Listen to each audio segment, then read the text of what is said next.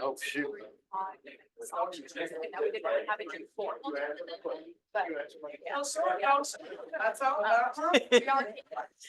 Good evening. It's my pleasure to call the Dayton Town Council to order at 6:01. I would like to remind we have sign-up sheets back at the front door. For those that are interested in speaking during tonight's public comment section, you'll be limited to 5 minutes for that. A roll call, please. Ms. Pennell, Present. Ms. Matthias, Present. Mr. Dijak, Present. Mr. Walls, Ms. Estes, Mayor Jackson. Present. Thank you, Ms. Wade. Heavenly Father, we thank you for this opportunity to meet this evening to discuss the town's business and celebrate some exciting things tonight. We ask that you comfort those that have been affected during the two recent hurricanes and help them get through this time of need. We ask that you watch out over our law enforcement and men and women of the military across this great nation and abroad. We pray in your name. Amen. I pledge allegiance to the flag of the United States of America and to the republic for which it stands, one nation, under God, indivisible, with liberty and justice for all.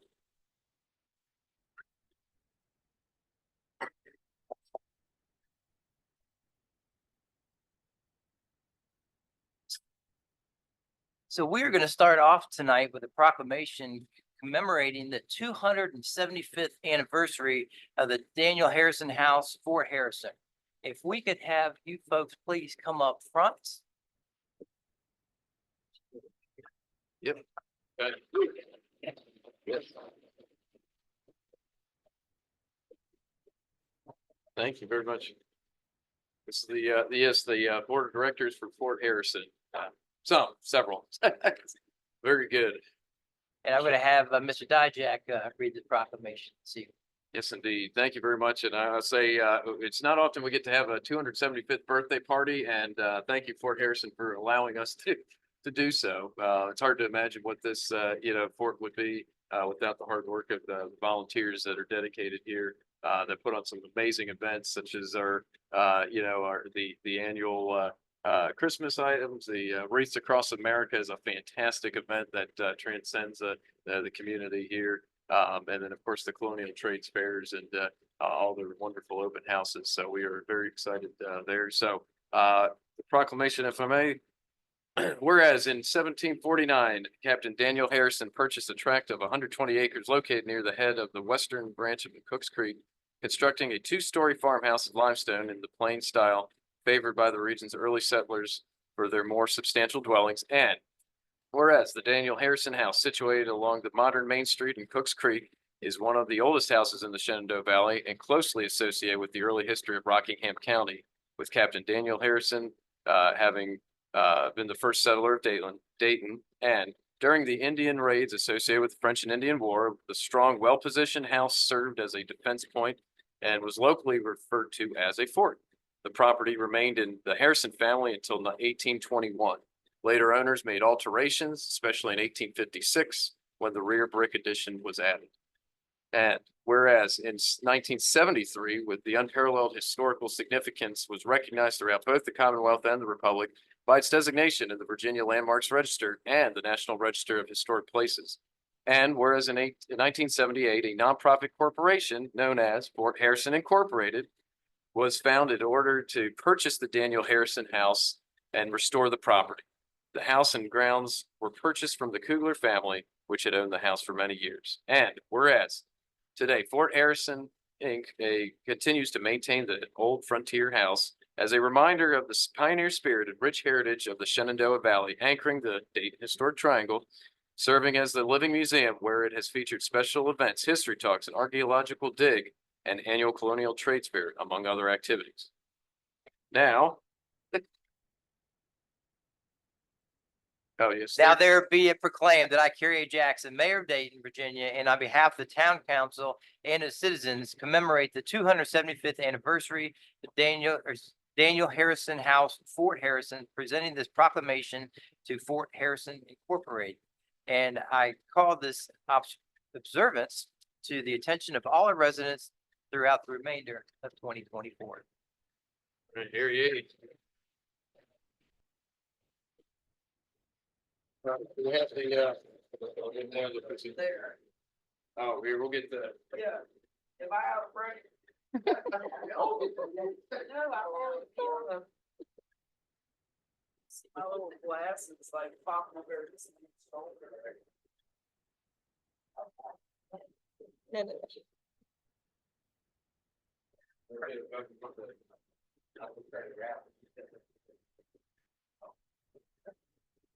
Don't get you the mic here.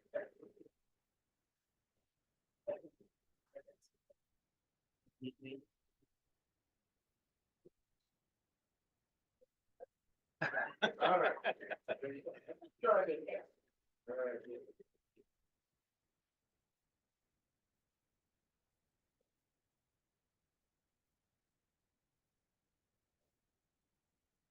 Yes.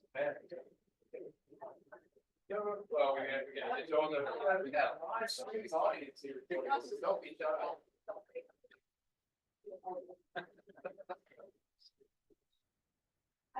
Thank you all for taking the time for the proclamation.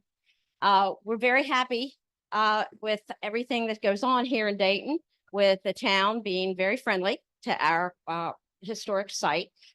But I also want to make sure everybody understands that Daniel Harrison did build this house. He did live in it.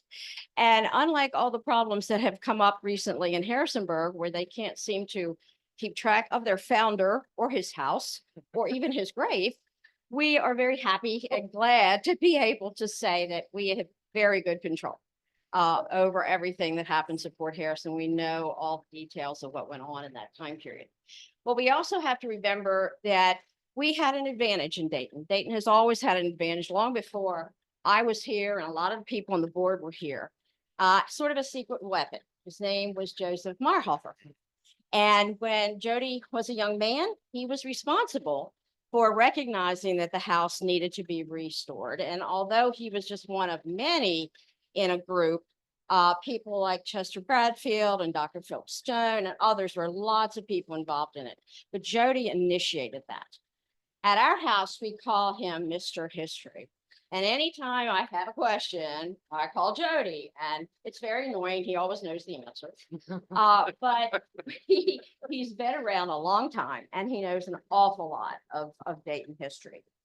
In fact, you might not realize that he has ancestors that came here and escaped from Fort Sybert. Some of you are familiar with Fort Sybert attack in 1758. There were some people that were not in the fort when we get back. And they came over the mountain, came first to Audubon and stayed there in the blockhouse at Audubon on Beaver Creek. And then later, according to the oral story that goes with all this, came to the fort in Dayton. And we don't ever think about the house as an actual fort. It's a fortified building. It's a fortified house with a stockade possibly around it. One of the things we look forward to soon is for JMU to come back and see if they can find the stockade, because we're starting to see some hints of it. Just over our fence to the south of the house, they found some post moles that indicate the possibility of stockade. And a lot of people in the area those days were doing that. They were barricading their houses. They were doing things in preparation for attacks. We don't think Fort Harrison was ever attacked, but we know that people were preparing just in case they had to. So thank you all. Thank you, Bradford. You were very accurate in your write-up. And we look forward to many, many more years. This next project that we have is working with limestone, trying to find Mr. Harrison's original limestone, which according to Mr. History is probably up on the hill behind the Cooper chicken houses up there. So we look forward sometime this fall. We're probably going to look into that, see if we can find that. It's a quarry where they would have had the stone that they brought down to build the house. So, thank you very much. Fantastic. Thank you Thank very you very much. Yeah, Thanks for absolutely. Okay, thank you. Thank you, Fort Harrison. Yes. Yeah.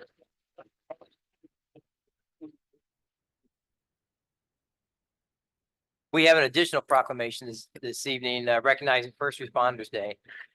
Whereas first responders, both career and volunteer, form 911 dispatchers, law enforcement officers, firefighters, emergency medical service personnel, search and rescue teams, rescue pilots and divers, emergency management professionals, and members of the organizations in the public safety sector come together to protect and aid the public in the event of emergencies. And whereas first responders risk their life and safety every day in the performance of their duties to protect our citizens. And whereas first responders undergo significant education, specialized training, and personal sacrifice to contribute their excellent and necessary skills for the public good. And whereas we recognize the integral role first responders play in our communities and the benefits derived from their hard work, commitment, sacrifice, and unhesitating dedication. And whereas many of our Dayton residents either serve or volunteer for roles in the community in other jurisdictions and are especially proud of the dedication of our town of Dayton Police Department. Now therefore be it proclaimed that I, Carrie A. Jackson, Mayor of Dayton, Virginia, and on behalf of the town council and the citizens of Dayton, do hereby recognize October 28th, 2024 as First Responders Day in the town of Dayton. And I call this observance, thank you very much, to the attention of all of our residents. Thank you.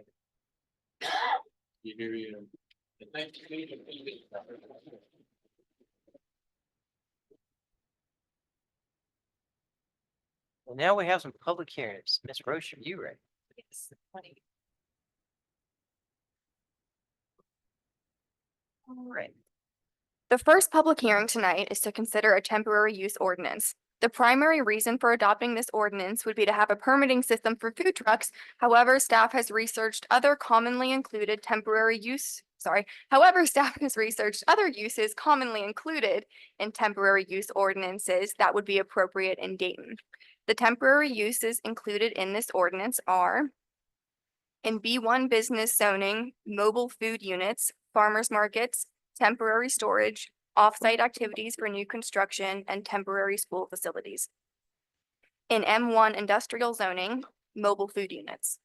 In R3 residential zoning, off-site activities for new construction.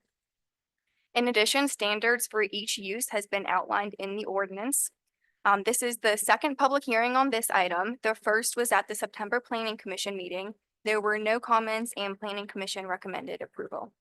And that concludes my staff report for this one, so. And we have nobody signed up for the first public hearing.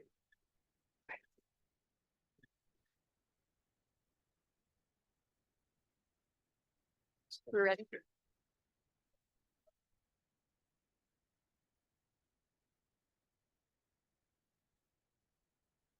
I'm sorry, can you repeat that? I didn't quite get all that.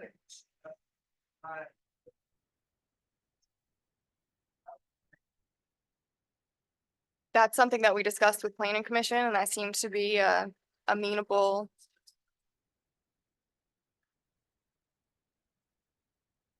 This would be for if a food truck wanted to come to town to set up to sell.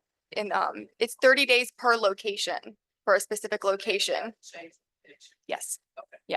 Mhm.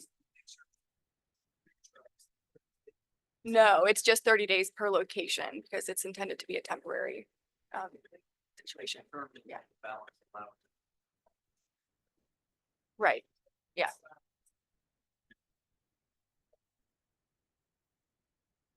Thank Any you. other?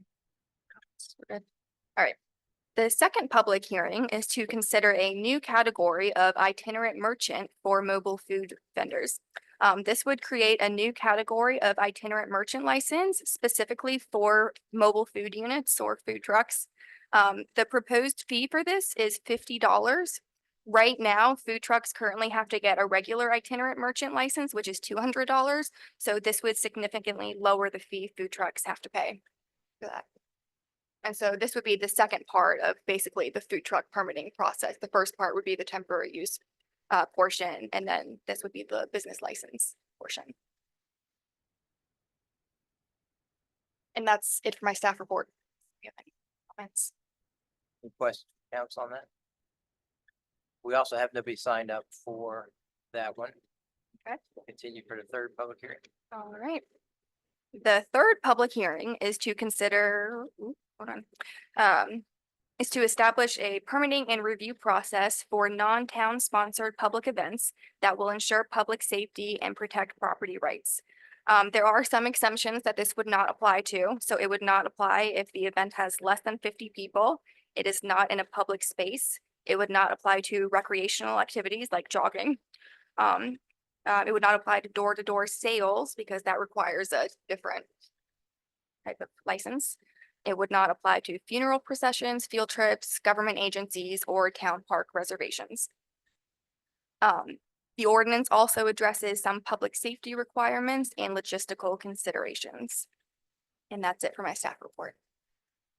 And we do have Ms. Deb Crank signed up for.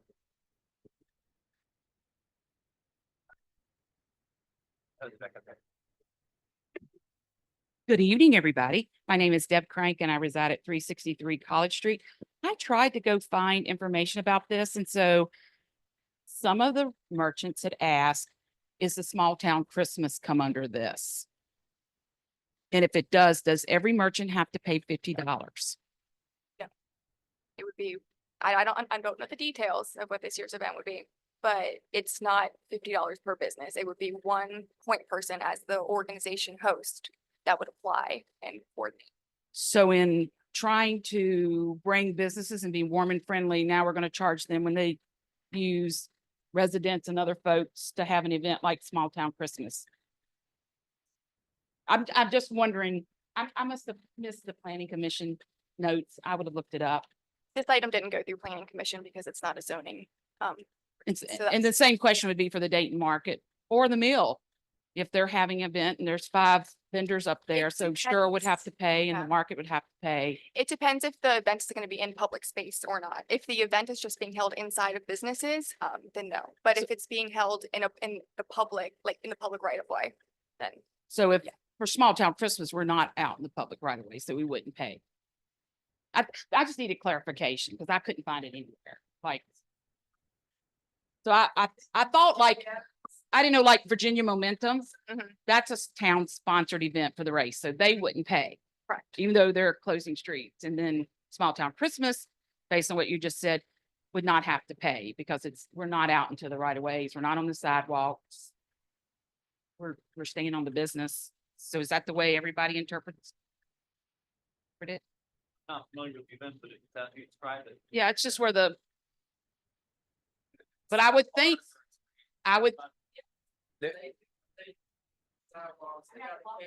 that's because of so many people, but we're really not doing anything on the sidewalk. Well, but there is,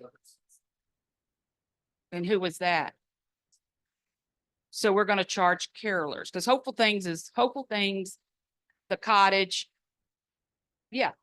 Well, I know people are out there, well, but but I thought the carolers stayed on their steps in front of there, so they moved out to the front. And then my question was, what's the $50 go for? If we're charging 50, is it, so Justin has to be there, or what's the purpose of it? What's it funding? Oh, there's hundreds of people come, because it's one of our showcase events. Right. And, but they're walking, just Well- like on Dayton Days. no, they've got, Well, we didn't do the bonfire last year because Jeannie wasn't there anymore. well, there is like cookies being handed out front and, I think, So Side. again, you've answered my question because I know you're not supposed to give comments, but I'd really take a long, hard look because we're getting ready to hear Pond talk about how warm and great our little downtown and Cheryl events or whatever. And she's probably got more public right of way than we do downtown. And I just tell people to stay in their buildings.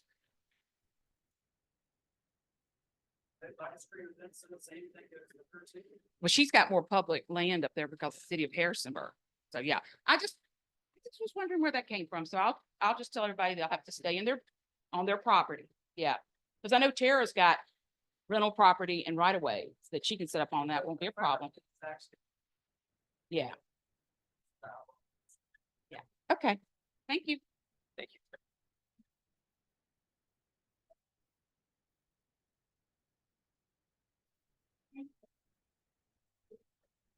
All right, so then we have our final public hearing, to hear public comments regarding the amendments to the town fee schedule. Yes, all right.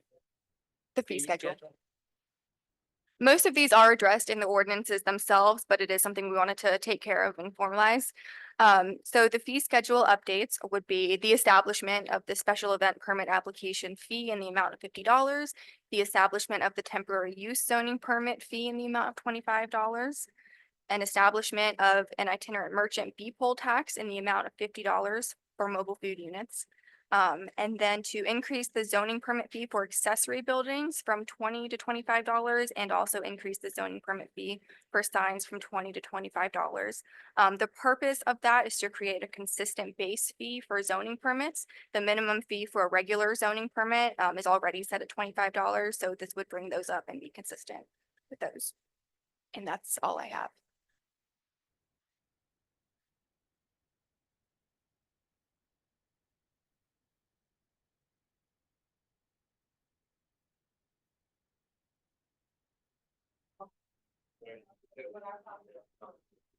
The, we do not have any, we don't have any public comments. Group.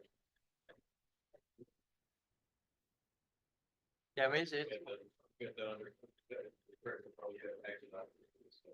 right, yeah, so once we get.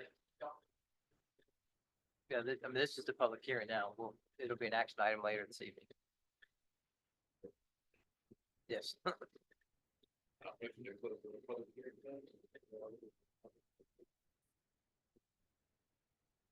Have a second? Bob? All in favor? All opposed? All right. Closed session. All right, now we'll move on to our action items. The first up is staff proposed that the town adopt a temporary use ordinance, the primary. Oh, I'm sorry. Thank you. I need a motion to approve the minutes for the work session of regular town council meeting and joint public hearing of September 9th, 2024. Thank you, Bob. Do I have a second? Thanks, Susan. Do we have any amendments? All in favor? All opposed? Ayes have it. Motion passes. Now we'll move to the next. Proposed that the staff proposed that the town adopt a temporary ordinance. Primary reason for adopting this ordinance would be to have a permanent system for food trucks. However, staff has researched other uses commonly included in temporary use ordinances that would be appropriate in date. The temporary uses include the ordinances are in B1 business zoning, mobile food units, farmers market, temporary storage, offsite activities for new construction, temporary school facilities. I'm just going over these just so people that are here understand. In M1 industrial zoning, mobile food units, in R3 residential zoning, offsite activities for new construction. Mr. Dijak, planning commission have a recommendation for this. Yes, sir.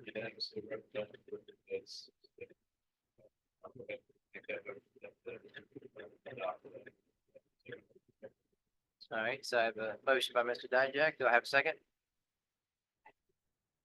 Thank you, Ms. Matthias. Do we have any discussion on this? Roll call, please, Ms. Wade. Ms. Matthias. Aye. Ms. Estes. Mayor Jackson, Aye. Ms. Pennell. Aye. Mr. Walls. Mr. Dijak. Aye. All right. Thank you, Ms. Wade. Next up is consideration of ordinance amending section 22-105 of the town code. Staff has proposed a new category of itinerant merchant license for mobile food units. The proposed amendment to section 22-105 of the town code relating to the business professional occupational license, known as B-pole, to establish mobile food units as a category of itinerant merchants and to impose a B-pole tax of $50 per year for each mobile food unit. This will work in conjunction with the temporary use ordinance to create a permitting system for food trucks. The permitting system for food trucks would consist of two parts. A temporary use permit, $25 for a specific location valid for up to 30 calendar days a year, and a mobile food unit itinerant merchant license, $50 valid for 1 year. I need a motion to adopt this ordinance. Thank you, Ms. Matthias. Do I have a second? Second. Thank you, Ms. Pennell. Roll call, please, Ms. Wade. Ms. Pennell. Aye. Mr. Walls. Ms. Matthias. Aye. Ms. Estes. Mayor Jackson, Aye. Mr. Dijak. Aye. Motion passes. Thank you.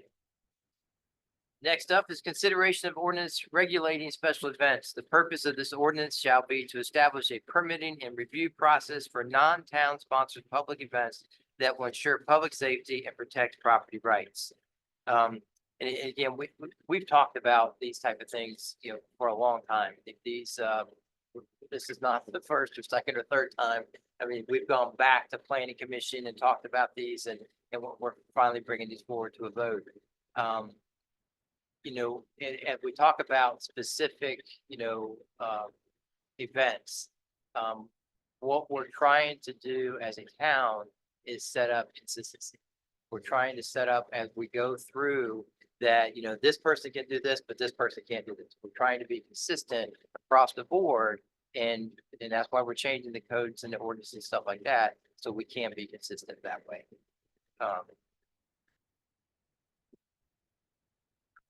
Do I need a motion to adopt the ordinance to regulate special events? Thank you, Ms. Matthias. Do I have a second? Second. Thank you, Ms. Pennell. Do we have any discussion? No, we didn't.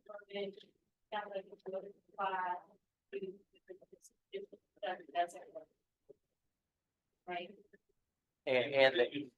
And it's using Only, public yeah, space. only if it's, yeah. Well, the way it interferes, like, if people are having to even walk in it, that's the way I read it. Right. So it sounds like if it's like it has been, then it still apply, if they're not setting up. That's the way. Well, for this type of event, when what Jordan had said, if it was an event that was being done inside somebody's business, this, you're going from business to business, and they are setting up stuff outside. The issue would be whether there's a crowd of 50 people operating on sidewalks. Property. Yes. Level, Yeah. on sidewalks. And the purpose. And I would see that as. Right, so the town staff are aware of what's going on. Make sure they're necessary. Anybody else who needs to be involved. And I just mentioned Christmas because I don't know, but it would have hurt any of it. That I didn't want to single this without. Any other.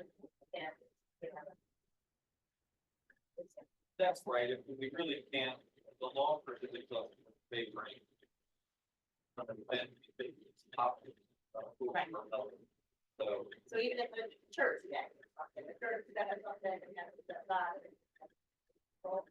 In the right of way. the right of way, and it can be, that's not the ARB, it's not that they have it set up in the right of way, it's that it's two people and they, like I said, with the eating or congregating or the flow, we get it that way or. That's good, I mean, I'm just, but in a positive.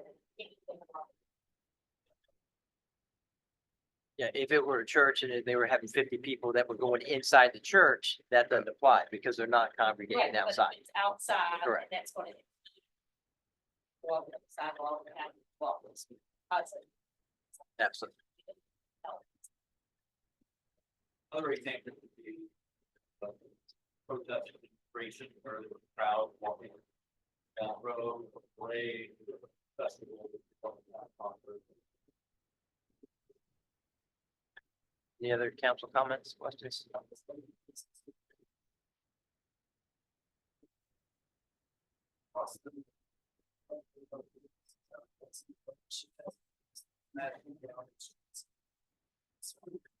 So back.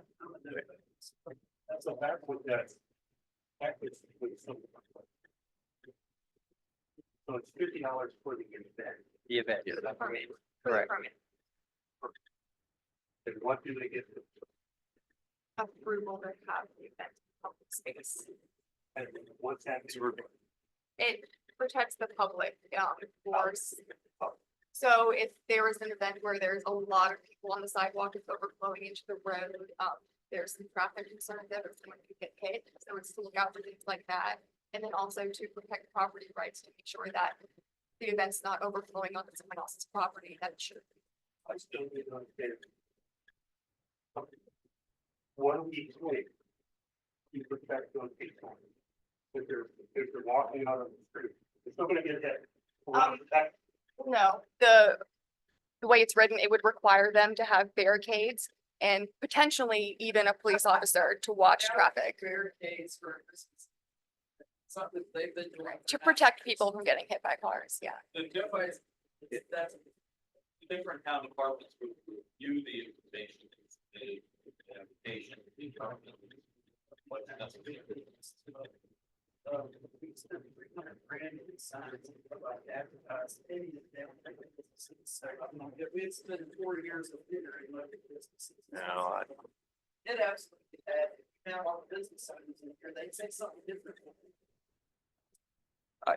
no, I think, well, okay, we're good, okay, I think the, So sure. all right, I think we're getting, I think we should stick to I think as it relates to the impact, I think that really just comes down to the impact on the right of way, or is it not? I think that's really, If the other town that I've been with, then small town, every other small town I've been with, they do drop off.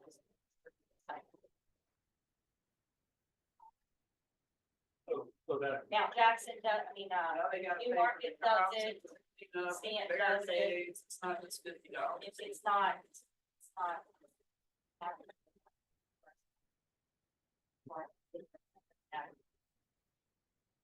well, I think it just depends on the type of event, though. I mean, I guess maybe just to be clear that the ordinance actually has triggers for, what is required to have a permit or what, what is not. And I mean, there's several exemptions in here. So I mean, I think that's gonna be part of it if there's not if it's not impacting the right of way. And again, if it's a collection of businesses or an event, people are roving from place to place, it doesn't inherently mean that it's subject to this ordinance. It's just if it impacts traffic. So I mean, if you keep the activities off of the right of way, then we're okay. I mean, that's the way I'm reading Want this. that right there.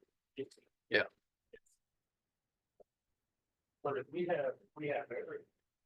If they dominate. Every business. Some of them. Stop it. And they're all doing something, they're staying in their property. They're doing their thing on their property. But they got 20 million people out here that want to come to Boston. Traffic, it's their fault. So. Are they within it? If they would have to get, if it's 20 million people, they're gonna have to pay the $50 license. It also does depend how it's advertised, if it's advertised as one big event, or if it's an individual business. Advertised for 4 years, y'all know exactly what we're talking, it's no like, what if, we've been doing this, so I don't see the problem. I get it. They can help with the traffic and maybe tell the night people to not do the bonfire on their own private property right in front, which is actually their property. It's like us deciding look at the hotels for an alleyway when it's their lane. It's not ours. So it's not. Building. Right. All those, we all those locations. But now they need barricades, Mrs. Crime. You're gonna need barricades too, for these, and that's ridiculous. It's not.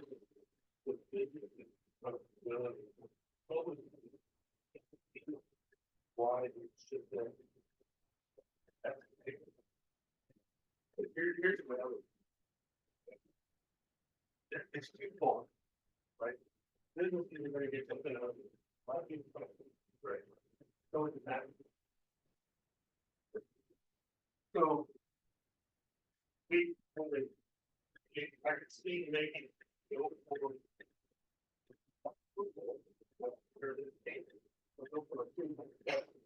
better. And then we know that. Put it to advertise. Oh. You don't make it a business. It's part of it. That we, okay, if you wanna do that, meaning that might cause, a lot of any area, but any right away. You're gonna need, so, see. As a partner, we can help supply. We'll block off that street, so you can have that, whatever box they own. Or we'll supply the police officers for them to allow. And that's a partnership in what we're wanting anyway. Well, they'll do that, they just, the person has to pay for it themselves. They're gonna have to come out of pocket from the cop, and that's all. So they're gonna have to come out even more cost than $50. It does not, don't have more events. It was like what we got there. Partnership.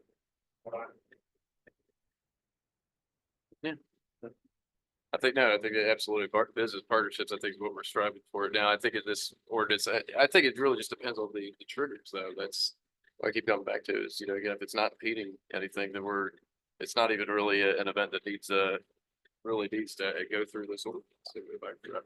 Or if an event is sufficiently for the council, that's the people that even if that's a name, I think that could be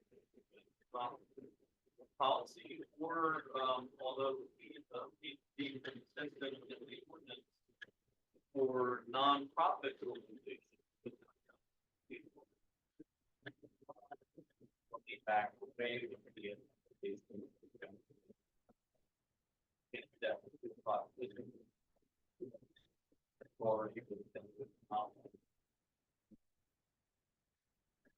Yeah.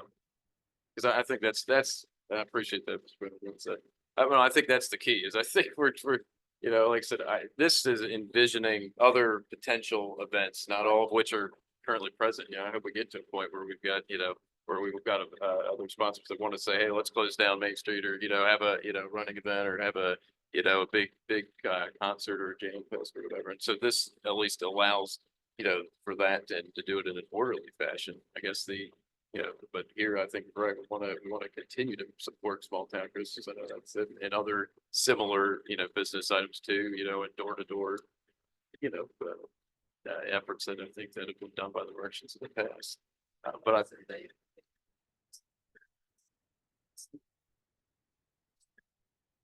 well, what I'm saying is I think they're not at that tier that they need to have. They will be. Saying the city hall. That's what the problem, that's what she had. Sidewalks. We'll have to tell them.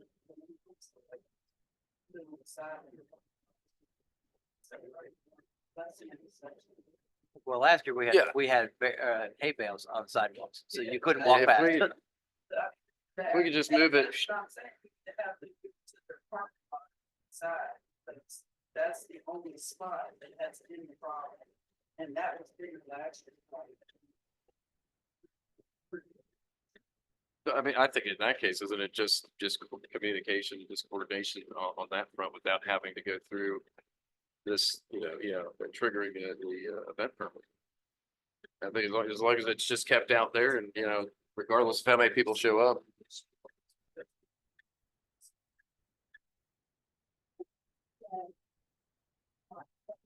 I have a photograph of all of them hanging out outside at the ice cream truck, so we had a ton of people there, and they did walking across from the parking lot to the street, and it's playing. It's just, it's a fact, I was there, I have photographic evidence, it's not a problem, I loved your event, it's the best event. But it's gonna affect her as well. It's private property. It's private property, not public property. That's what I'm saying, got bikers out there. But Ms. Estes is private property, not public property. That's true. It's not- They, Right. yeah, that's Rockingham County also. But your index is part of the city of this. It doesn't matter, you're still, it's think- town business. So it But affects you again, as well. I'm trying to take up for you. You can laugh at all this, I know you get preferential treatment. Okay, all right, that's, Well, I know that we're getting ready to do a lot of things, right? It's something wasn't voted through, and it's part of the project. Nothing's we're been not- voted. no. Property that y'all That's never not- even spoke to about. We can talk about that later, because they're here too. Nothing has been voted on. Oh, I do. okay, well, we're. All right, let's just at least be fair to this line here again, but yeah, I've just encouraged if we could just focus on the, ordinance at hand. I don't think, like I said, I think it's definitely not the intent to have to, push any, existing event through this. It's just to be able to put the parameters in place for, It's such a big burden. It's all the same. But you can. And accept an event based on. Found reliability. It's well, the same situation I brought up, is because I didn't charge $250 solid fee, or it is, but now we have there's people on the sidewalk, and you gotta walk around. They need barricade where they gotta pay for everything, dude, it's just, it's ridiculous. Y'all can put it through, I don't know. So I need a motion to adopt the ordinance to regulate special events. just- Oh, yeah, I we're think you had we're it, in yeah. discussion, yeah. But I just, just clarification though, again, I just confirm this, the way this reads though, if the event, I just want to make it clear, if that event is not impeding on the right of way, then, they would not necessarily be triggered to actually have to apply. Okay, so I mean, I think that's really what we come down to is if, as long as we make that communication with events that we know are long-standing, like Small Town Christmas, then, right, that would be, They're gonna. Put somebody in the sidewalk. Okay, 5 people can walk. 5 people can walk. But you just let them along. If they get the same number of people they always do. There's gonna be a power that's in the sidewalk. But they're being. It's one of them. That is. That is. That is. Of me, they want. It's one of them. I don't think they care. People know. And they're putting it on. But this is not targeting any single event. This is trying to be consistent throughout. And it was already said, council has the opportunity, as Mr. Bowman said, that if council wanted to do a sponsorship or something like that, that could be done. But, so that would be a council choice whether they wanted to do that or not. That would be picking and choosing, but we can't make this by law, picking and choosing.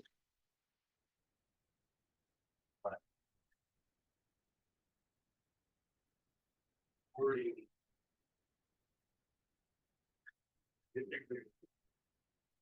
And which part of the wording do you disagree with? 'Cause this is not the first time we've discussed this. you consider an amendment? So what is it that you would like to see changed? I would like to make. More people. More. Versus none. So you know that they're going to have an event. And we know that it's going to be a big event. Yeah, I want to have one on the street. And we know it's going to be a steeper event. It's a box chili that people can go and empty on the road. And we join in on the activity as. Bring your. That we can benefit from. But we have that. If I may, I might do it. Mr. Bowman made a point with the town sponsorship. So if downtown Christmas event, if they pass it through. We request, it could be a name only, like he said, that would exempt them the town chose to sponsor that event, that would exempt them from fire fees. And I'm sure that the town council would be most amenable to working with that group and others that may have similar events to do that same sort of sponsorship. This is the way I've seen it done in other places. It just requires someone to come to council and request sponsorship from the town. And then that means we're partners. So that is right on track. We're talking about some of the great. So We are It would, sponsored. it's a sponsor, it would be no. But you need that in the verbiage. Put it in the verbiage. I'm not. That's for what I would say. I would add that very. Add in there. You go for. You can also in the verbiage, so you can ask for. Sponsorship. believe that's in the, that is, I believe, Mr. Chairman, Mr. Moore, that is in the ordinance, correct? It seems. The ordinance states that town sponsors. Right. No, that's, that, what I'm saying is, it's an application. You got an application for approval, but in that application, there's also a piece that you're asking for. Or asking for parking. I think that's certainly something that could be put on an application. That's what I'm. You know, from my perspective, this ordinance contemplates that, town staff create an application. And I don't have the actual application itself written in town code. It's something really handled. Great. All I would want in there, that there's a verbiage in there, that you can ask. Sponsorship. If you know, if you're a bit. Now, we can deny it. Okay, again, we can deny it, or you, but at least there's a place for people to ask. Right, and my response to that is certainly something we can put on an application. As is, that's, I don't know exactly how to go about fitting that into town code, because I see it. Part of the box. Well, how does that do, so you say, okay, I'm gonna sponsor this event, but Mr. Bob, I'm not gonna sponsor yours. How does that blow back on the town? Yeah, it's a nuanced legal difference. It is a distinction between writing and ordinance that favor certain types of speech away from others. Or government. So when the town chooses to sponsor an event sponsor, when the town event, that isn't telling somebody in public what they can say or what they can't, or it's actually the town saying that this is town wants to live with a holiday or the downtown. And we get to pick and choose what our speech. But we don't get to tell other people what they. Sponsorship doesn't do sponsor. Not allowing. Right. You're responsible. That's right. It still, if we chose not to sponsor an event, they would go through the application, and I've seen this in other, much larger jurisdictions that I represented, where organizations like the KKK, for example, come in and request a whole event in the streets. Had that happen, and if you do not have some sort of policy that talks about how to deal with those requests for public space and what protection that you are in a difficult position. Rights are and position to litigating it to people to handle their requests appropriately.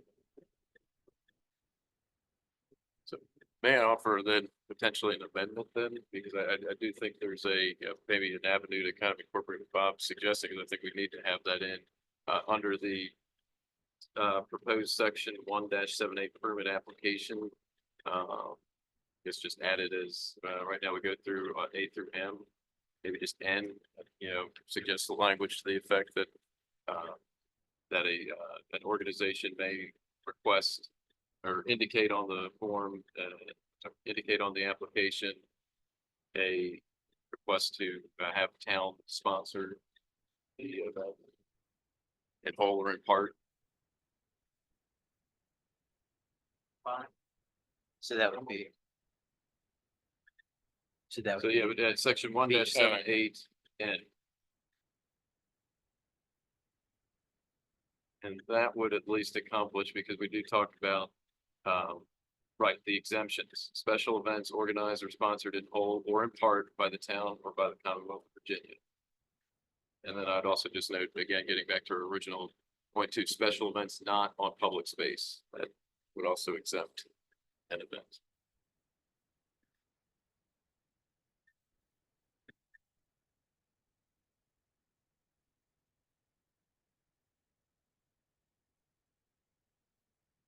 That be, I've just suggest that as a amendment to the, because I think there was a motion on the table for to approve, there is. and so I would suggest, make a motion to amend, add that amendment of that 78 again. When you the original, No, it's not, so I need someone to. are you willing to accept that suggestion? If the person seconded it. Yes. No, Then I think the amendment about, all right, did you write that down? This way? Yes, sir. As we muddled through. Yeah. You want to read back what you have? It's clear as mud. Thanks. Okay. You want me to do the roll call? Oh, you want Go, to? go ahead, go ahead and read back what you have. Yeah. Well, I have Bradford suggested amending. No, I mean the amendment, the actual Oh, amendment. okay, hold on.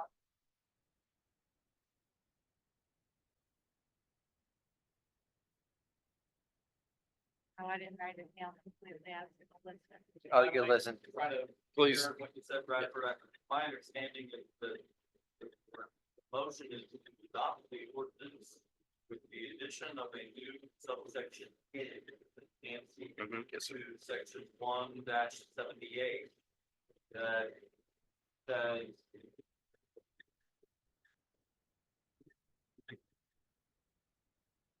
the organization shall indicate whether the organization is requesting the town to sponsor the event.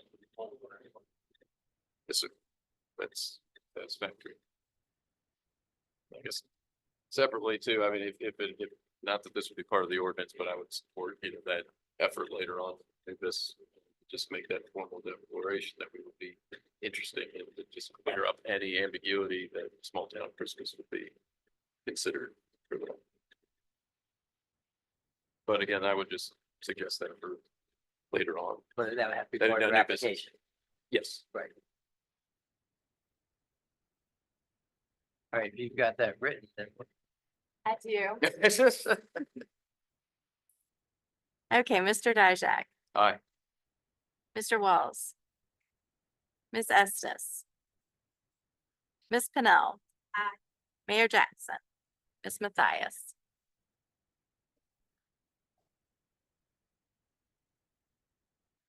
all right, last act item tonight is consideration of benefit.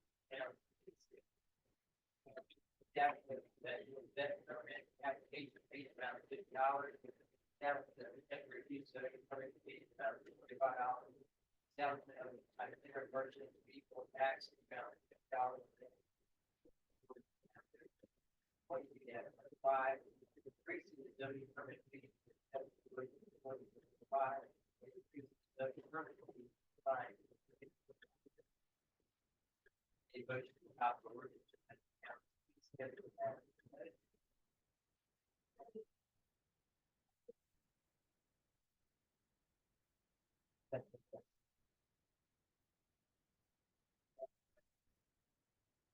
Mr. Dijak, Aye. Mr. Walls. Ms. Estes. Ms. Pennell? Aye. Mayor Jackson? Aye. Ms. Matthias? Aye.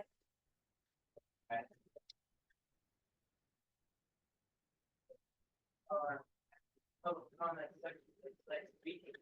So we have to find out this, right?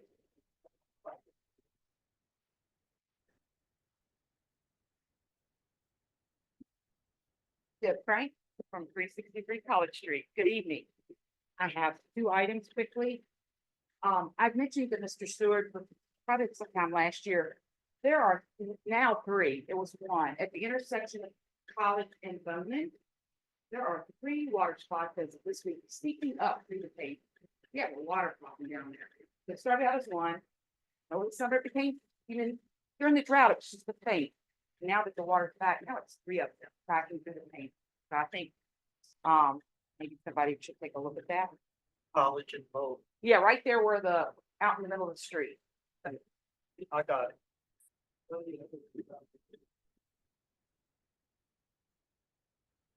And lastly, I want to thank, Christine and Maggie, everybody for Dayton Day. I'll always call it Dayton Day, because you're always in days at the end of it. But it was a very well, fun event. I don't think there were any safety issues of anybody complaining, no vendors. Brian must have ordered up the weather to make it so nice that day. But you know, again, that's a tremendous event where you got 20,000 people coming in. And yes, they might be going over your yard, as I caught somebody trying to back their car into my backyard. And I think they ended up close to your property line, but kind of so maybe they were your friends and just trying to think. Yeah, I was like, uh-oh, they moved across the street. And I don't know that I looked at the next one around there, but they must have got a good look at me. So again, thank you, because that is one of the ways that we do showcase our town. And, you know, even with the economy or whatever you want to call it, folks were very appreciative and people came out and spent money. So whether it was the food vendors or whoever, again, thank you. And thank you too, because I know it's a tremendous amount of work. So thank y'all.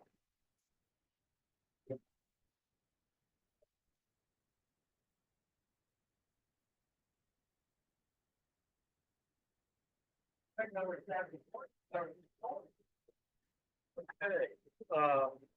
well, I. Oh, no. Presentation, I thought, sorry, yeah, I'm skipping over it myself. We have a presentation this evening. Not right, letting y'all know, I don't know anything about this, so I went out this weekend and out multiple this project. One part was being voted through while they were having their meetings. Another part is trying to change these land and putting buildings there and changing the farmers market. And it's a big plan that became, but nobody bothered to reach out to the owners of the property. So I just want y'all to all be aware of that.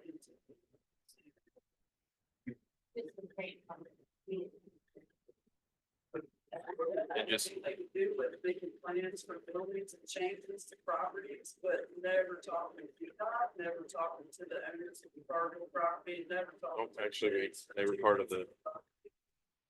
Never talking. Here's a- And if I may, just for procedural, Ms. Bourne and Ms. Roach, this is a presentation tonight. We will be seeking public comment in the intervening weeks, correct? Right. Before any action, there's no action There's tonight. no action tonight, and the plan will be put on the website. And take a look at it also.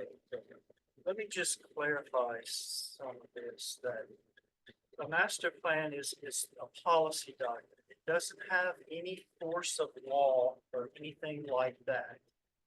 It just is a guide for future development. Nothing in it is legally binding. It kind of provides a framework for your zoning ordinances. Those are the actual actions or legal documents or regulation that need to take place. That is what regulates the land use. A master plan does not result in any immediate changes to anything that's in the plan. It just outlines long-term goals, strategies, and it usually requires further planning and legislative action. because you have to go through the zoning to make those things happen. Your zoning ordinances are your legal tools that regulate the land use, and any changes require a formal process. We've all been through the zoning process. It's a formal process that requires legislative approval, requires your approval to make that change. So the master plan isn't enforceable and it cannot directly rezone any property in it or mandate any of those projects. That's not the kind of document it is.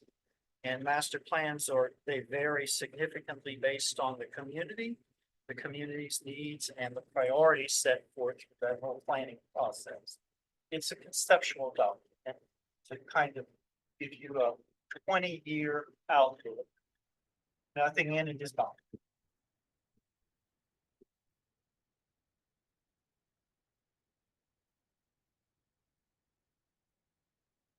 Andrew, I think we are ready for you whenever you are. All right, great. Well, thank you, Mayor and Council. Thank you, Maggie. Thank you, Brian, for the opportunity to come and speak to you this evening. Maggie, can you hear me fine? Yes, I can. And you'll just have to let me know when it's time to change slides. Great. Well, let's go ahead and change that first slide. Well, having some issues. There we go. This slide, just to give you everyone an overview of where we are, and you can see that on the screen, we are in October. We began this in May and June as part of our comprehensive process to begin learning more about the town, analyzing the current conditions, beginning to create ideas, refining those ideas, and then coming to you and presenting to you a draft vision that we hope to be adopted next month. Next slide. Brian alluded to this briefly prior to the presentation, but I think this is one of the more valuable slides you'll see this evening. What a master plan is and is not. Just to reiterate, because I think this is very important. A master plan is a framework. It provides a way, an action to move forward. It is an opportunity to engage the community, and we'll share more about how we did engage the community to create something that will represent Dayton. This represents a 10-year vision for Dayton. Often I've heard, well, we did a master plan in 2015 or 2012. I've heard this in other communities as well. And what I will tell you is that it's important to continually use this plan as a living document and to update it every 5 to 10 years, even if it's as simple as looking at the action items and seeing where things stand. So the goal is always to continue reiterating it. And as the town changes, as the economics change, as the world changes, we respond to that accordingly with an updated plan. The plan is also an opportunity to identify what and ways and opportunities to distinguish Dayton from other communities regionally. I think that's very important. Dayton is very distinctive, and we want to make sure we're preserving its character, but also accentuating that character. Now, I will also say this, it is not a detailed design effort. The ideas posed today are ideas that will change many times over if and when they are ever implemented. But the goal is to plant a seed, to think through those ideas, and to brainstorm and generate a vision. It is not a zoning or regulatory document, but it does recommend new policies and programs, which we also think is very important. So it gives, again, a framework for making new decisions and making informed decisions. And I think this is also very important. This is not a singular vision for Dayton, so the plan must remain flexible. We have to account for changing market conditions, new technologies, changing demographics. All of these things are very important. And as the town and the world changes over time, as I mentioned, the plan may change over time. It's a community plan, and that means many people are represented by this plan, and so many people have different ideas, and that's okay. The goal is to move forward, to begin looking at ways we can come together and help begin implementing these ideas to continue to protect the town's culture and heritage, and also make it more resilient for the future. So next slide, please, Maggie. So on the screen, you see 8 different components. I believe I counted 8 correctly. 8 kind of core components of the plan. We're not going to go into individual detail of each of these. You'll notice everything. We have a market analysis component that we looked at for the town. We made some land use and zoning. We looked at land use and zoning, the current land use and zoning, and made some long-term recommendations. We looked at parks and open space, mobility and transportation. We looked at streetscapes and placemaking. We looked at parking, public art, and then what we call opportunity sites, or ways that long-term may help catalyze good redevelopment to continue to preserving the town's heritage. Next slide.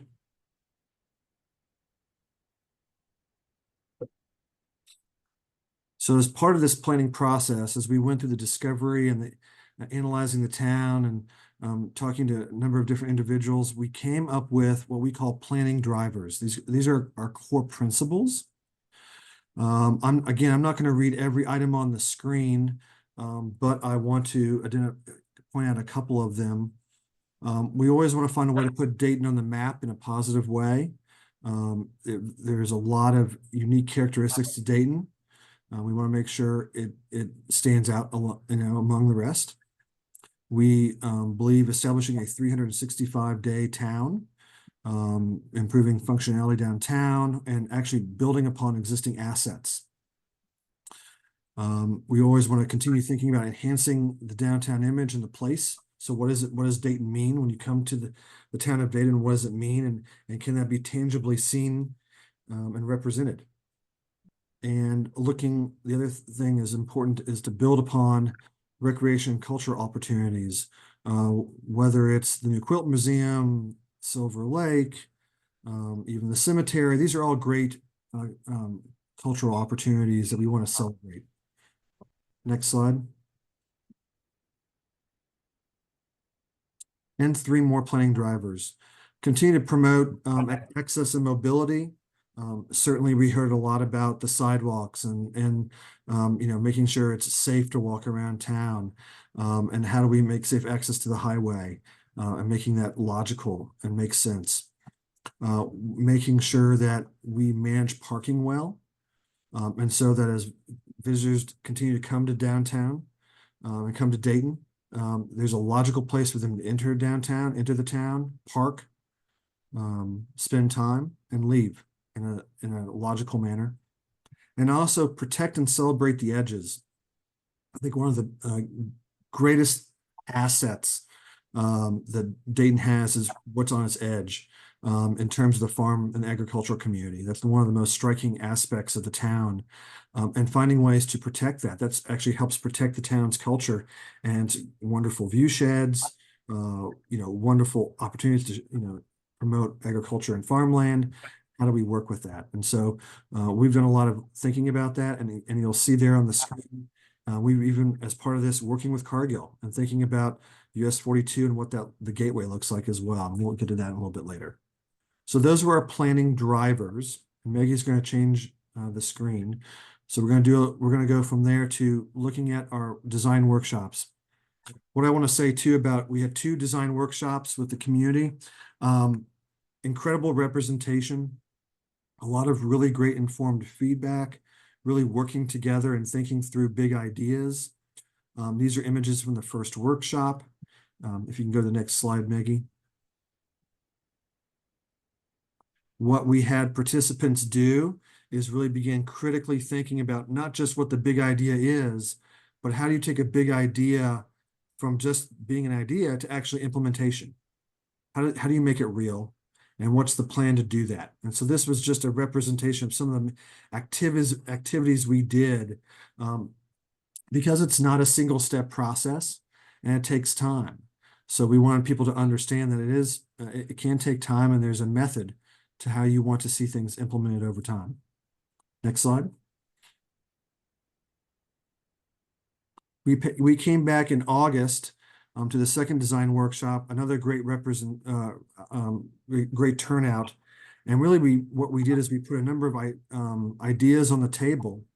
But we understand, as you all do as well, that the town has limited resources, so you can't do everything all at once. You have to prioritize.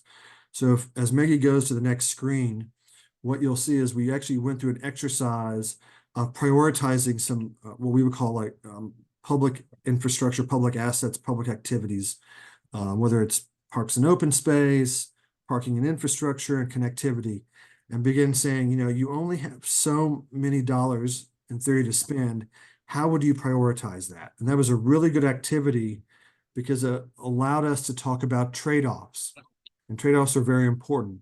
Whenever we do a downtown plan or any kind of planning process, we don't think in black and white, we think in trade-offs. If you want one thing to happen, something else may have to give. And there's always that back and forth in the give and take. And you'll continue to experience that as you move forward in the implementation of the plan. And that's okay. That's how it's supposed to work. We're supposed to wrestle with these ideas to come up with implementation. So we had a great exercise doing that. And if you go to the next slide, Maggie. So as part of this, and this was shared during the workshops as well, we came up with a high-level framework plan, kind of big picture ideas. There's kind of 12 of them represented. There's none of them have a particular priority at any moment in time, but just looking at kind of the big areas that ranged from making some really important greenway connections to really making connections to the regional trail system, to thinking about really helping activate some infill redevelopment, where there's some existing properties that could certainly infill and be preserved and restored, to even thinking about like number 8 you see on the screen, that's that State Highway 42 redevelopment and beautification that's been talked about for so long. We think we have a good plan to get that done. So lots of different ideas, but again, there's lots of ideas on this page, and we wanted to go this from kind of a, what I would say, a 1,000-foot view down to a more detailed view. So we're going to continue to land the plane as we go to the next page. And what I'll tell you here is we always begin by thinking about systems. So everything is interconnected. If you look at land use and zoning, that impacts your streetscapes and your alleyways. If you look at parks and rec, that impacts your land use and zoning and what's happening and how people are connected. So we looked at all these different areas from a systems level and began to layer them and see where those opportunities are. Next slide.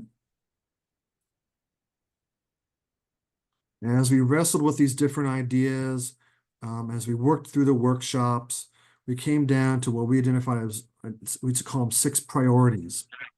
And these, I will say, these priorities range from maybe something that's more public infrastructure related to something that could happen long-term, right? An idea to plant the seed for a long term. So you see those 6 priorities on the screen, and we're going to go through each of them very briefly. So if you go to the next slide, Maggie. Okay. We've heard it mentioned about the Millworks area around Silver Lake and the Dayton Market Village. So these 2 areas are incredibly important to the town. They really represent the bookends of downtown. Both are destinations in their own right. One is more cultural, one is more commercial. The idea even the idea of the Millworks, and again, this is just a high level idea, is how could long-term could you support the area around the Silver Lake idea? We began thinking of the idea again, could this be an expanded makers village, taking advantage of the local trades and artisans and craft works? Again, this is private property. It's not something, this is something that the owner would have to do on their own. There's no one driving that, but it could be a very cool long-term idea if that area would ever to redevelop. So we kind of wanted to plant the seed that what would be the another potential use in and around this space. And as you can see, taking advantage of the open space and the greenway to expand park space and other areas. At the other end of town, you have the Dayton Market Village. And the idea there is really just to make better connections to the Market Village from downtown, thinking about the greenway connections, really thinking multimodal, whether you're biking in a carriage or you're walking, right? Really truly making it multimodal and really taking advantage of what's already there. So long-term, if this were to redevelop, and again, that's entirely up to the owner, then this could be a way. We want to make sure that public and private investments are talking to one another and thinking through it. So we want to make sure they have the best access possible, and we're hoping kind of long-term realizing the potential there. So these are really great assets to the community. We want to continue to celebrate and support. Next slide. Now we do kind of a deeper dive into downtown. So we went from the bookends on the edge of town into downtown. And what we are showing on the screen are kind of a couple different areas, thinking about really making some very simple improvements to connectivity. So on the left-hand side, you'll see what it says downtown core streets and alleys. Really what this is talking about is creating some traffic calming downtown, making some accessible connections. That currently there are some connections that are not accessible, and fixing the accessibility concerns from an ADA perspective, making it more visible, just making downtown more accessible. And then you look at the right-hand side where Mill Street meets Main. This is a kind of a minor move, but I think a major area, like really right-sizing that intersection of Mill and Main to making it a 90-degree turn. That's important for traffic calming and safety, but it also allows us to improve the streetscape along the corridor. And I think one thing that's going to be the most biggest asset to be done in downtown Dayton is really to actually formalize the parking. As we all know, we talk about parking, where do you park, and public parking. A lot of it has to do with striping and just formalizing it and making it very clear for both visitors and residents where they can and they cannot park. So that's what really this is illustrating here, with some continued traffic calming opportunities. Next slide. Now we're looking at Main and College and the Dayton Gateway. So if you come down to College Street on the left-hand side of the screen, what you can see again is we're doing something similar to Mill Street, is we're kind of, well, I'd say making that intersection a kind of a 90-degree intersection that allows us to then maybe create like a really unique feature at that corner, whether it's a water feature, could be a clock tower, could be something really cool there that's very iconic. We're also thinking long-term, there may be an opportunity to kind of continue College Street across the road, just building a connection to Dingledine long-term that improves mobility and access. Again, that requires a lot of working with the private owners to think through that long-term, but that might be something that would be really helpful to improve opportunities there as well. And then on the Dayton Gateway, you can see on the right-hand side of the screen, just kind of cleaning up that intersection a little bit, so it's safer, making sure it's safe to cross Highway 42, and making better access off of that area. Again, all of this is connected to safety, which is a big buzzword now with local and state and federal governments. I think it's very important, especially for traffic flow and just ease of entering and exiting downtown, but also a way to do some really cool placemaking things by some of these, what I would say, important moves, but very doable moves. And you can do them over time. They can be phased, which I think is very important. Next slide. And then finally, kind of the impression of Highway 42, kind of rethinking 42. We've talked about Cargill a lot. We worked closely with them on this idea of doing some really simple beautification of 42. Number one, thinking about a mural on Cargill, thinking about improved connectivity in terms of a multi-use trail adjacent to 42, improved fencing, that's a beautification perspective, and kind of improved planting down the median. All this requires coordination with either a property owner like Cargill, which they've been open to, and also with VDOT. But again, I think this has been done many times over. So I think this is very doable, and especially kind of the simple beautification techniques we're talking about doing can be done in a phased approach over time. But I think these are one of those quick hits that you could get done within the next year or so, a year and a half, to really kind of and do it test it out especially with the median and the beautification. If it works, expand the program. Again, all these things are phased and can be expanded over time as if they're proven successful. Next slide.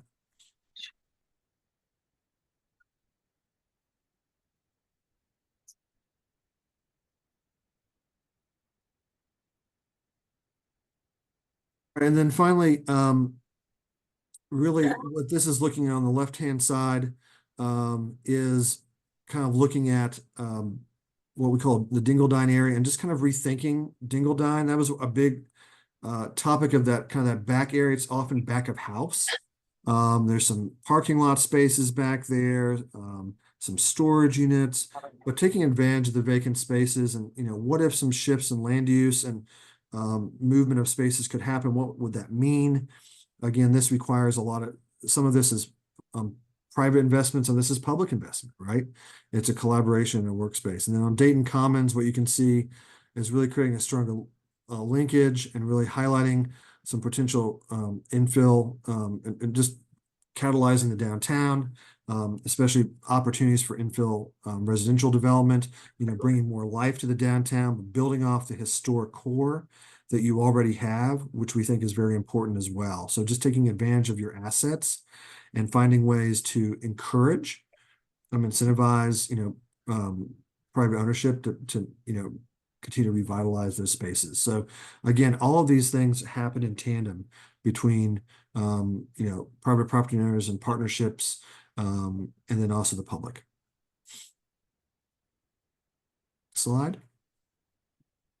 So kind of what's next? So if you remember back, I mentioned we did this workshop. At the second workshop, we asked people to help prioritize their ideas and priorities. And we said, okay, you know, with limited resources and funding, and where would we start off with? So 3 things rose to the top. The first is one I just mentioned that I think is really an action item that can be done very soon. When you talk about murals and beautification, there's grants available, you know, at the state level that could help further galvanize this and kind of begin moving this forward and beginning to have those conversations with VDOT and others in Cargill and continuing those conversations with Cargill, but that's certainly something that can be done. The next is really building off, there's a lot of interest in the alleyways.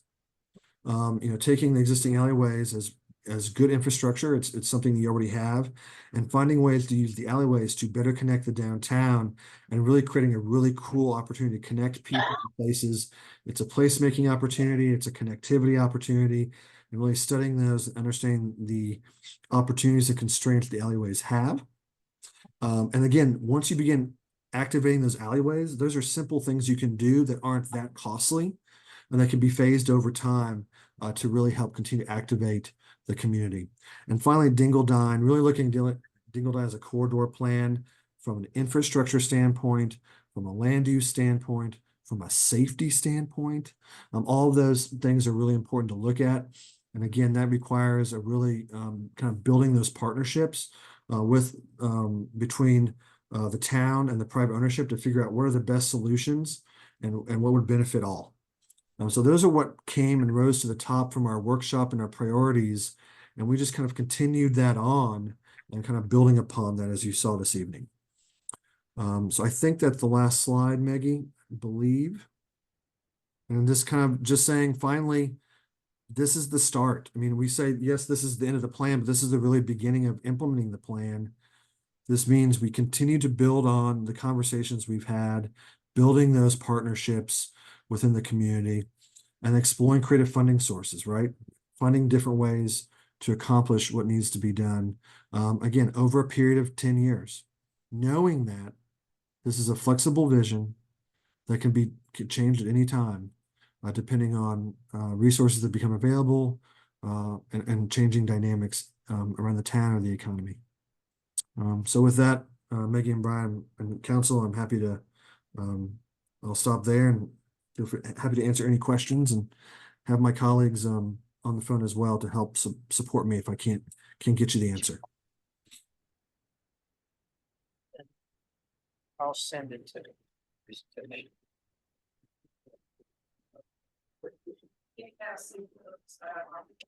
Yeah, we'll get that I'm trying to do it over the phone, but it won't let me, so, but we'll get it.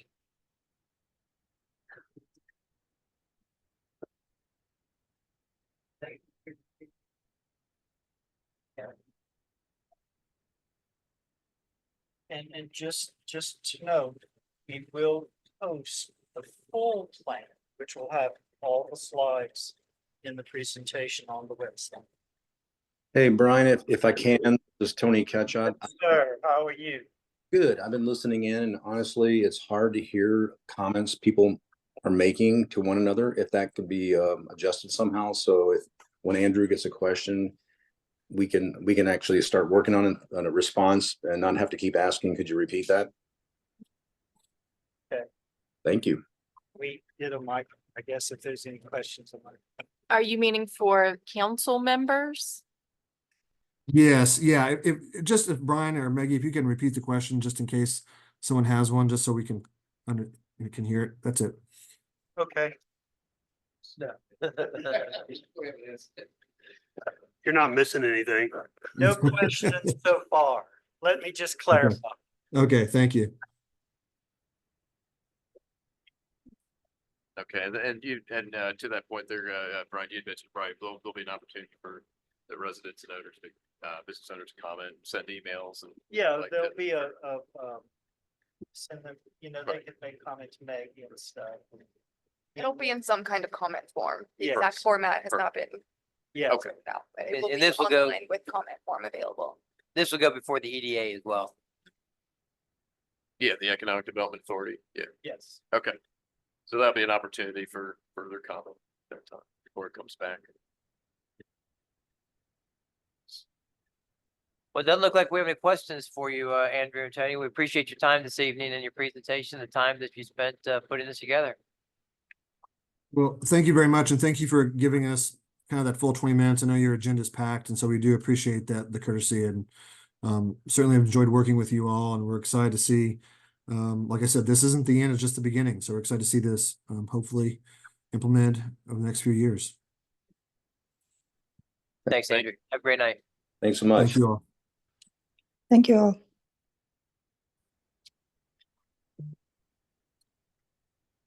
Now we'll move to Mr. Bourne for staff report. Okay, we were jumping the gun there a little early. Okay, I've got my written report in your packet. There's just a couple of things I'd like to highlight from that regarding the MPO Policy Board meeting and the HRSA meeting we both attended this past month. We did sell 1.798 gallons of water I love saying to that. Rockingham County. So that's It's nice selling instead of buying. yeah, that's 1,798,622 gallons of water was sold. We didn't have to buy. As I mentioned earlier, the Berkeley Group is continuing their work on the compensation study. Krista and I will be meeting with them next week, next Thursday, I think, to kind of hear where they are and the data they've collected to put that final study together. Also, I want to shout out to Car Masonry and Construction. They shared a post on our Facebook page from Fairview, North Carolina, which is a tiny little town near Lake Lure that was devastated in Helene, and Car Masonry sent crews out to Fairview and helped. They were there with chainsaws and helped a woman take a tree off, a recent widow, off of her house that fell and destroyed her house. So a big thank you to Car Masonry. As most of you know, North Carolina has a special place in my heart. So that was very, very great. So they has for a small town has a lot. And again, Dayton Days. We had record attendance at this last event, and I've been told you know, there's an estimate, but from police and other sort, there was an estimated 35,000 attendants with 400 vendors.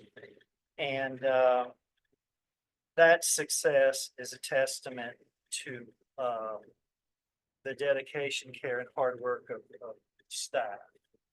And Christine and Maggie are at the front end of that.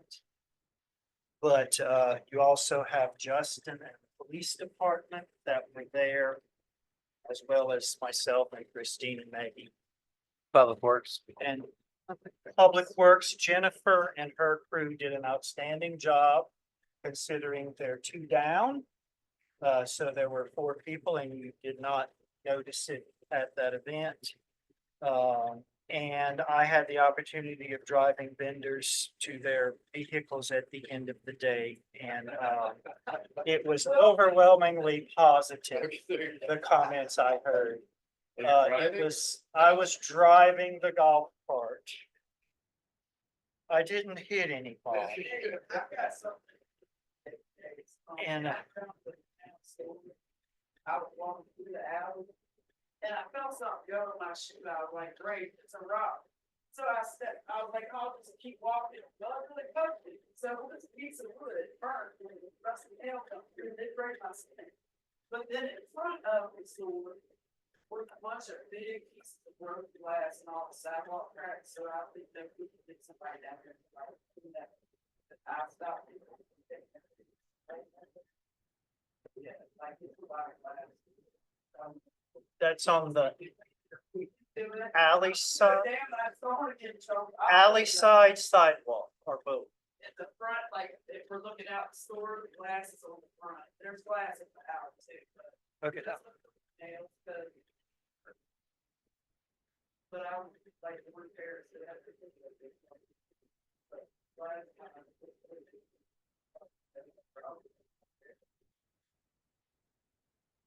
It's like having a roof done. You find nails 5 years later where you never thought you'd see it. To continue on, we have an upcoming event, the bonfire and trick or treat, Saturday, October 26th, 6 to 8. I think there's 3 more spots left, 2 more spots. They're going quick. And then upcoming Dayton events, Dayton sponsored events. We have Small Business Saturday on November 30th. We have the Christmas Parade on December 6th. We have the Resident Christmas Party December 11th. And the judging for the decorating contest on December 12th. And that is all I have for this evening. The 5 more events between now and the end of the year. Thank you. Chief Trout for the police department report.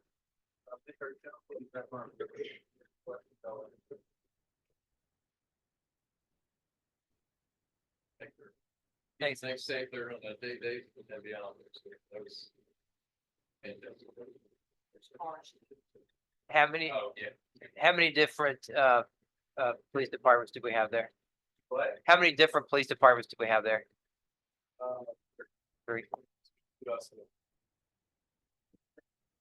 Mr. Bowman. Thanks, sir. Well, I had notes on my stuff, but Brian hit every single one of them. But they did, staff and, and not Well- just not just our staff, but we also have citizens that come out to volunteer for date days and Red Bud as well. So, all of those things. I mean, it truly takes a community. I to put on forgot this. an important part of staff, because behind the scenes, there's a lot of work.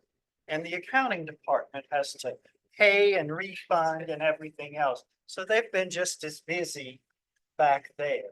So we can't leave out Krista and her team. Because it truly takes over town hall.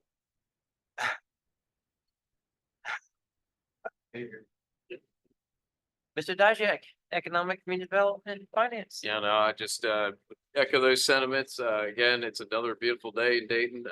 Like I said, I'll just like to give my good news Dayton segment here during this time. But I mean, we truly shined, and I think that's what's exciting here. Is we've got our events, we've got Dayton Days as our signature, but of course, looking forward to the bonfire and trick or treat, and of course, small town Christmas and all the events in between. But like I said, it's a great day to be in Dayton.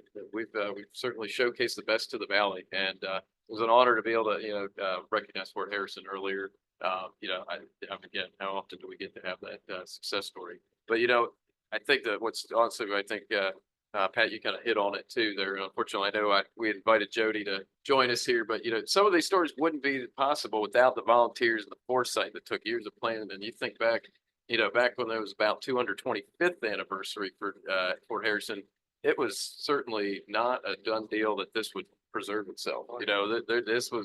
There was a chance that we may lose that historic site forever. And so I know Jody and others in the community were instrumental, and that took that, it took a resident to really galvanize and work together, band together to preserve something that's great. I think that's a lesson we can all utilize, today as we kind of think about our next vision. And hopefully we're talking about the 300th anniversary, the 350th anniversary of Fort Harrison and beyond. And we'll get that chance too coming up. We passed that resolution on the Virginia 250th. We've got the 250th anniversary of our country here, so coming up here in 2026. So we've got a chance to really put ourselves on the map, and I think it's good that we can keep those stories, kind of close to the heart. We turn our vision here, whether the downtown master plan or whether it's the working with our businesses or special events. So anyway, always good to be here in our wonderful town. And the last thing I'll just note too, before on community development, I did have an opportunity to we had the ribbon cutting and grand opening that Ms. Wade and Mr. Bourne attended at the for Hometown Pastoral Counseling Group. That was fantastic on October the 2nd. And thank you, Mr. Mayor, for allowing me to step in for you there. It was a great event.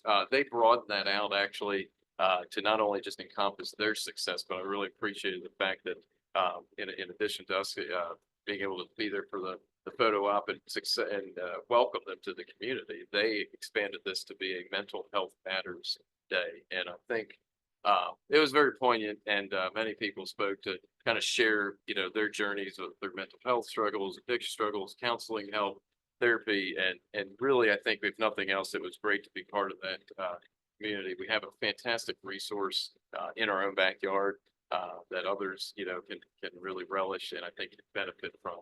And it was great to be able to share that and kind of break down those walls. I know we talked about it at the last meeting, but to kind of shine light for folks that maybe that need that assistance. And there's no shame in going there. There's absolutely no shame. And I think that was what was encouraging, if nothing else, during that the mental health matters segment. And I really appreciate LaDawn Nicely and her group there at Hometown Pastoral for inviting us and allowing us to Brian and I to speak and Christine to do the ceremonies here. So anyway, just wanted to bring that up and recognize again just fantastic community we live in. So without any further ado, Mr. Mayor, the only other thing I had was we had our finance committee meeting last month, and all it was to talk about the FY 2026 budget preparation. So I guess we just got done the FY 25, but thank you, Mr. Bourne and Ms. Hall, for keeping us focused ahead for next year. It's a year-round thing. Infrastructure and Police did not meet. Mr. Walsh.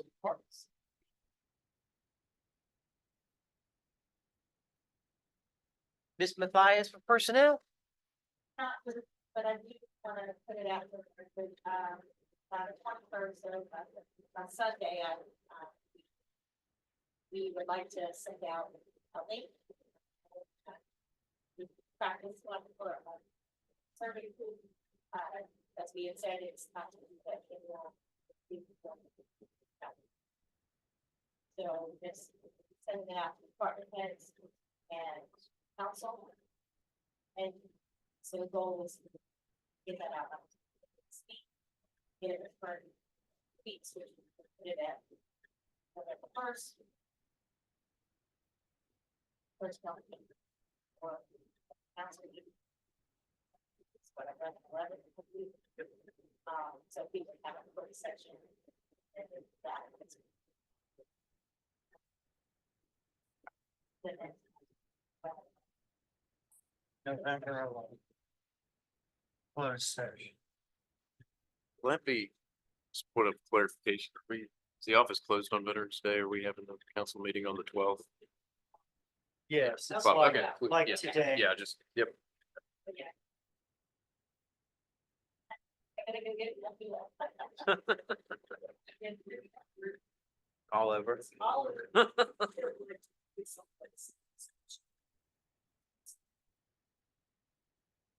Any other council comments?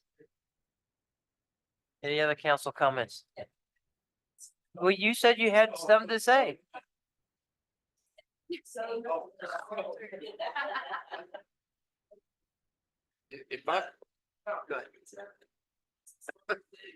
so I know, I did want to just follow up, if I may, Mayor and Council, under new business there was just, I know we talked about that earlier about just, giving staff the ability for, if there's consideration for sponsorship of the, small town Christmas, application to at least give staff the authority to co-sponsor or at least support that.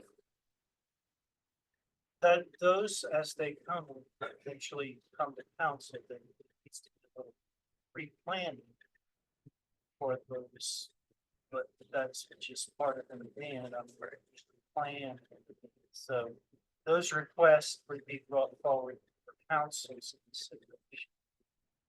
Because this town deciding to sponsor, so that would require you as the body to make those calls.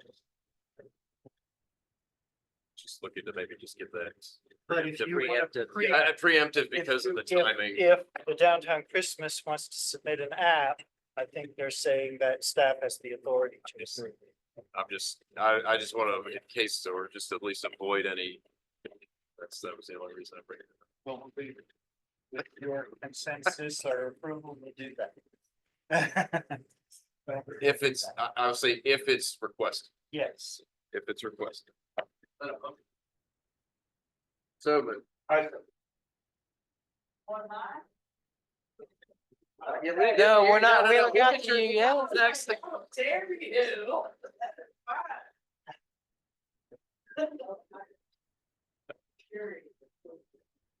no, that was my fault. Just what, So- okay. All right, so, all in favor of the motion? Aye. All opposed? Motion passes. Good. So, Do we have any other business to discuss tonight? She's not even paying attention. I need a motion to adjourn this evening's meeting. No, it's your motion. Let's go. Do I have a second? Thanks, Bob. All in favor? Aye. All opposed? Meeting adjourned. All right.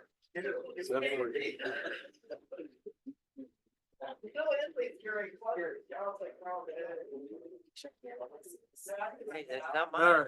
right. All right, I made it through.